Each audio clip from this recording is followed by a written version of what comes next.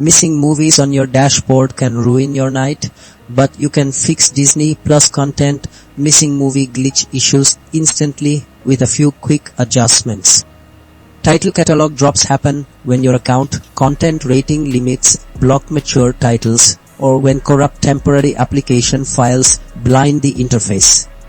To fix this right away, open your profile settings, select content rating, enter your password, and raise the rating limit to maximum so unrestricted catalog items show up.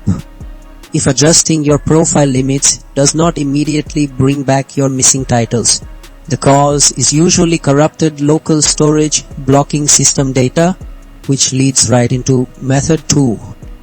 Go to your device settings, locate application management, select Disney Plus, clear the app cache, and force stop the program to erase damaged temporal files. When corrupted files clear out, the application reloads missing database links automatically. Next, if regional server mismatches still hide specific titles, switch your device DNS server settings to Google Public DNS to clear bad routing parameters. Finally, log completely out of your account and power cycle your device to force a total profile data handshake refresh.